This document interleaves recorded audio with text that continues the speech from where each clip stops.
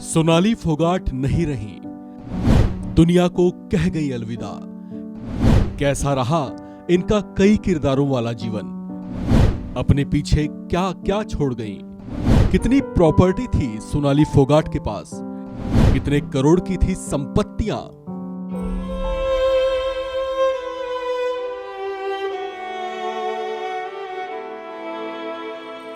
BJP नेता, TikTok star, Doordarshan की anchor, TV serial actress और बिग बॉस शो के जरिए फेम बनी सोनाली फोगाट दुनिया को अलविदा कह गई हैं। उनके यूं चले जाने से उनके प्रशंसक आहत हुए हैं। सौम्य सा चेहरा, छलकती मासूमियत, होठों पर हमेशा एक मंद सी मुस्कान संभाले हुए सोनाली फोगाट के जीवन में कई उतार चढ़ाव रहे। बहुत कम उम्र में ही चर्चित हुई सोनाली फोगाट का व्यक्तित्व इतना आकर्षक था कि सोशल मीडिया में उनके लाखों प्रशंसक थे। उन्हें लेकर अचानक लोगों के मन में कई सारे सवाल पैदा हो गए हैं। उनके जीवन के उन तमाम पहलुओं के बारे में आज हम आपको बताने वाले हैं। 43 साल की उम्र में दुनिया को अलविदा कहे जाने वाली सोनाली फोगाट का जन्म 21 सितंबर 1979 को हरियाणा के फतेहाबाद में हुआ था। किसान परिवार में जन्मी सोनाली फोगाट के 4 भाई बहन थे। इन्होंने अपने करियर की शुरुआत साल 2006 में दूरदर्शन के साथ की थी। तब वे हिसार दूरदर्शन में एंकरिंग किया करती थीं।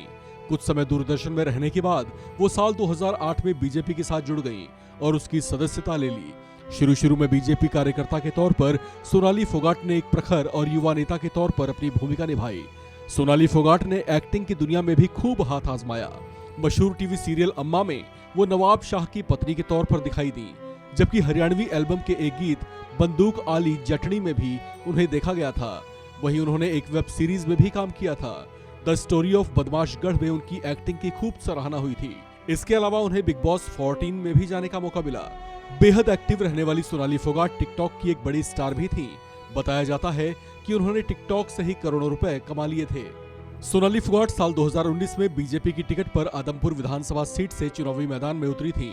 उस दौरान दिए गए हलफनामे के मुताबिक उनके नाम से करोड़ों की संपत्तियां हैं। उनके नाम से 2,74,11,000 रुपए से ज्यादा की संपत्तियां हैं।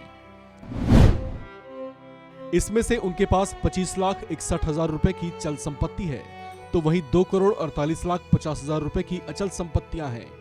हलफनामे में दी गई जानकारियों के मुताबिक उनके पास 3 बैंक खातों में 5,11,000 रुपए थे, जबकि 12,50,000 रुपए इन हैंड कैश था।